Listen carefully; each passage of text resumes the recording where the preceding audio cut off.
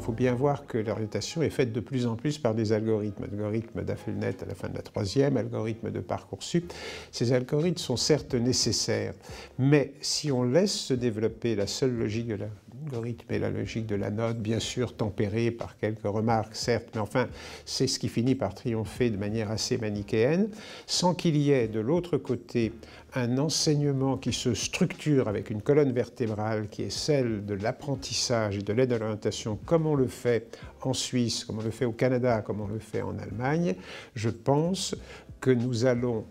aggraver la crise de l'avenir, puisque ce système ne fonctionne pas, nous le savons. Le paradoxe de notre époque, c'est que c'est celle du numérique et de l'information à tout va, donc elle est partout. Chacun vante sa partie avec du talent, et là-dedans, si l'élève n'est pas accompagné, quand les parents le peuvent, tant mieux, mais si l'élève n'est pas accompagné,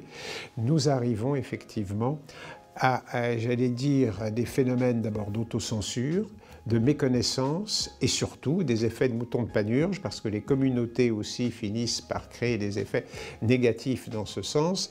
Donc cela demande vraiment un accompagnement par les enseignants. Il y a beaucoup de choses qui sont bien en France, c'est vrai, de tentatives, il faut le saluer, mais le système dysfonctionne gravement tant qu'on n'aura pas donné à l'orientation sa place réelle, sans traumatiser les élèves, parce qu'il ne s'agit pas justement de la renforcer dans ses aspects négatifs, mais au contraire de la libérer et de desserrer cet étau qui est terrible pour eux, enfin, et tel qu'ils le ressentent. On ne peut plus lire sans être ému ces chiffres, ne plus rencontrer, comme je l'ai fait moi dans pas mal d'endroits, des élèves qui auraient dû être réorientés. Donc ça veut dire un système aussi, et je terminerai là-dessus, qui fait la part belle aux passerelles. Alors on a commencé à admettre un gap possible après le bac, puisque Parcoursup l'accepte, mais il faut aussi probablement un gap possible après la troisième et considérer que ce moment est aussi un moment clé, ne pas être le nez dans le guidon et voir que c'est toute une vie qui se construit.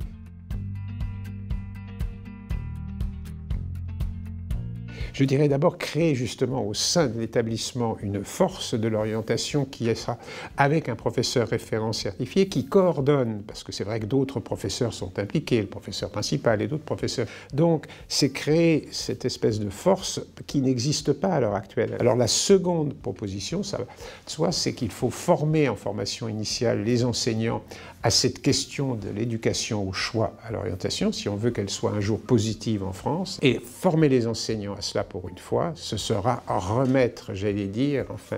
l'essentiel au cœur de la formation. Et la plus importante peut-être, proposition, ce serait lever les tabous, mais de manière vraiment définitive, que l'on ne construise plus d'établissements séparés, qu'on aille vers la polyvalence, qu'on ne sépare pas le CFA du lycée professionnel, et qu'on oublie ces querelles stupides. Il faut que ces jeunesses soient éduquées ensemble.